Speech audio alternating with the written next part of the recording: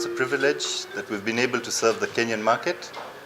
Mr. Wok is looking to expand its reach countrywide, reach out to the counties. Presently, we are in Nanyuki, besides the 4 branches in Nairobi. We're looking to set up something in North Rift, Eldoret, Nakuru, Naivasha, and Kisumu.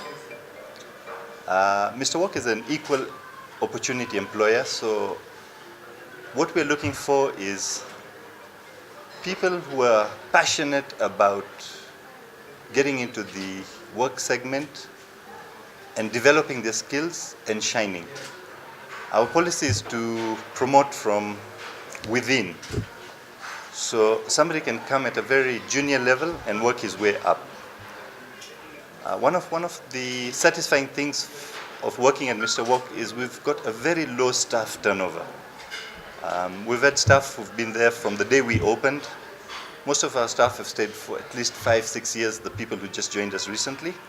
And we're looking to build a Kenyan brand that is formidable, that will stand against every other restaurant offering a similar cuisine. Mr. Wok opened its doors on Valentine of 2004.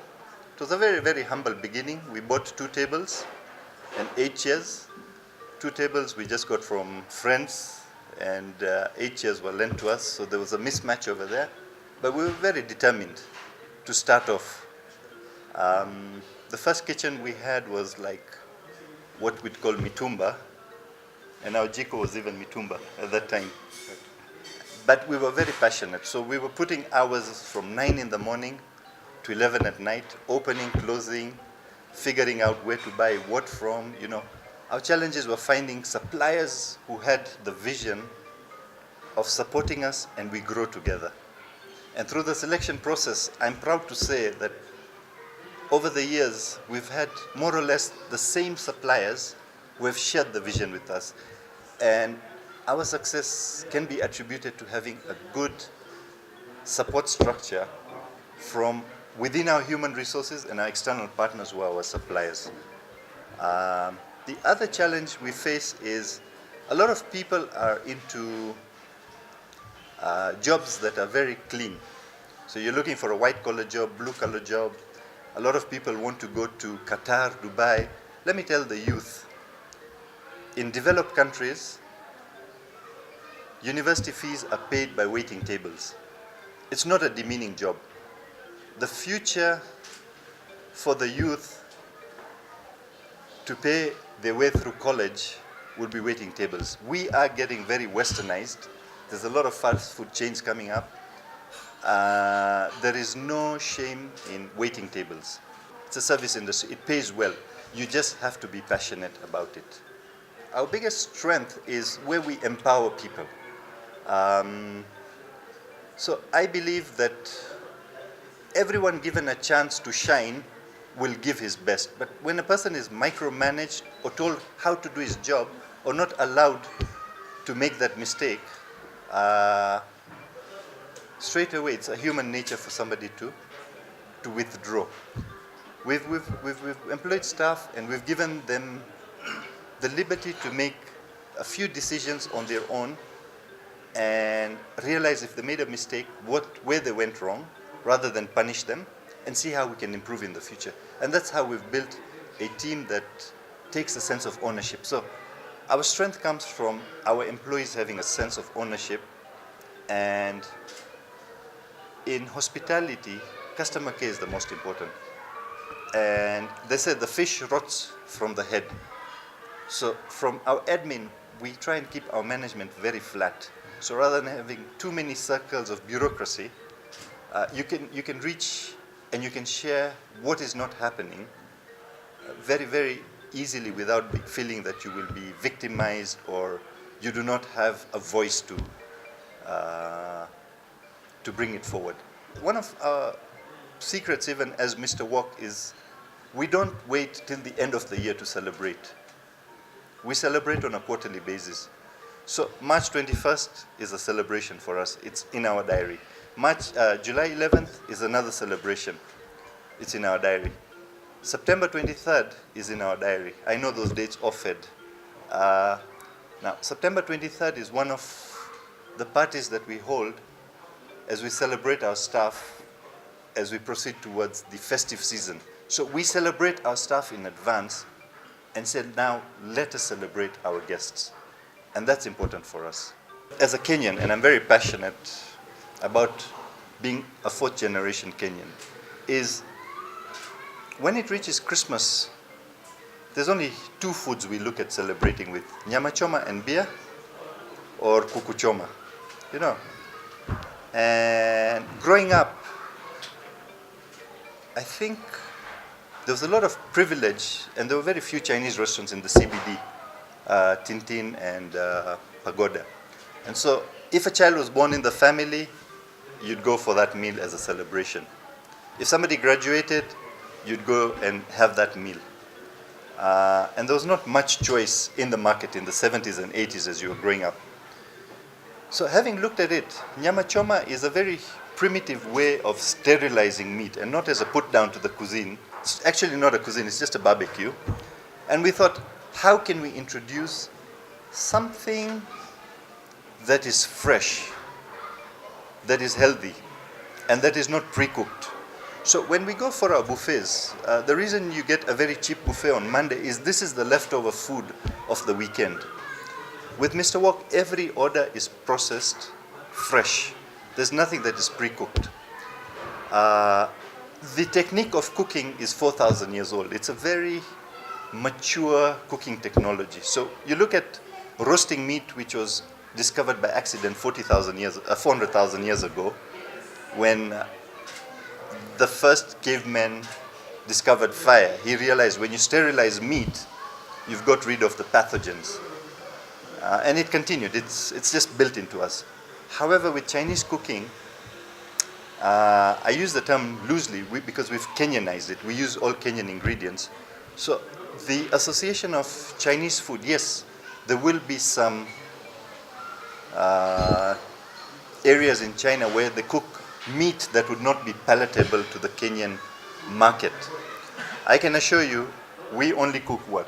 Lamb, fish, chicken, beef. That's 4 items, and we're halal, so we don't serve pork. Besides that, there's no other meat. Our chicken is the white part of it. Our beef is the prime fillet. Ribs, we use molo lamb. Lamb. All our lamb is molo lamb, right? Yeah. And the beautiful thing about this cooking style is it's cooked in a matter of minutes with very little use of oil. So when the food comes to you, it's not greasy, it's not fatty.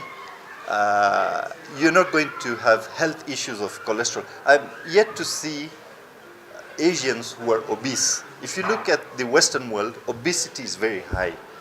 Because the thing with a burger is you could have about 100 cows that were slaughtered, all minced, and so the patty that you're getting is a combination of 100 different cows from different areas with different steroids.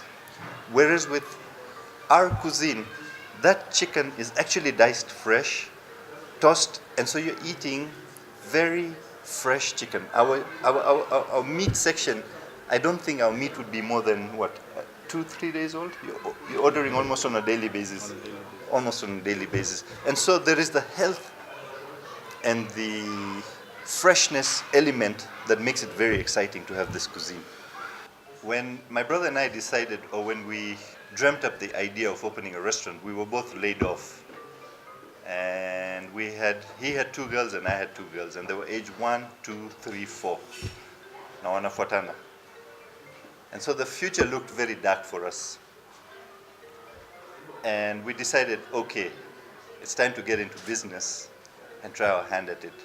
But the driving force was, how do we ensure another Kenyan brother or sister does not have to go through this pain? And so we decided, okay, by getting into business, we will create opportunities for employment. And when we opened the first branch 15 years ago, I think we had 2 people in the kitchen and 2 people serving, and the rest was family labor. So you'd call in a sister, a brother to save in the money. And And as we progressed, we are almost hitting about 80 employees right now. And we set goals every year. We're only not motivated by what was our turnover, but what was our economic contribution into the market, into the job force. And our HR department, our very able general manager over here, at the end of the financial year, we spend 5 to 15 minutes per staff and listen to their stories. And some of the stories are really amazing. You get, people have changed their places of where they used to live, how they're able to, I mean, there are some stories that we hear that are so heart-wrenching. Somebody joined us just to wash vyombo in the washup. And after 1 year we were evaluating, do you appreciate and value Mr. Wok? And his story was, I used to sell sweets in the bus. And when I leave in the morning till evening, I would not even be sure where my next meal is coming from or where I would drink water from. If a passenger left half a bottle of water in the bus, that would feed me. We have a waiter who's been with us for almost, Kiema is around here. He's educated his kids who finished Form 4 as well. Okay? The unity in this organization, if there's bereavement, I mean, you know, we are a Harambe society. We want to stand up for each other, and that's our culture. And so the first thing is, there's a standard form, not that we wait for disasters to happen for people, but if one of our colleagues is sick or unwell, or he has a kid who has an issue, the form just goes out, everybody fills out the amount, and you know, we're supporting. And so that sense of community in the organization is where we evaluate and we see, as Mr. Wok, are we impacting our employees' lives positively? Are their lives changing positively? And we counsel them. We have a counseling that you want to appreciate your job while you're in it, because once you leave the organization, maybe because of fraud or misbehavior or what have you, then the doors are shut for you, because we'd rather give the opportunity to somebody else. And with time, it has been a culture. People have realized, look, when you come into Mr. Wok, let's follow the discipline. Let's live as a family, and let's look out for each other. And that has been truly rewarding for us to see so many families impacted. In fact, we've had a party where we invited spouses and children, and so it was like a state house party in our gardens where we get to meet the children and have fun with them. As Kenya, we have resources. Now, whether we borrow an Indian technology to cook or a Chinese technology to cook or any other, we are making it our own and making it better.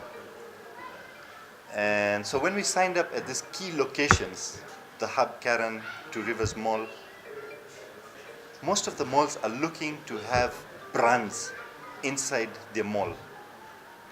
And we've been very fortunate. So when you look at the shoe line or the clothing line or even the food line, there's a lot of foreign brands that are coming in, and we are very proud as Mr. Wok that we have developed something in-house with our talents.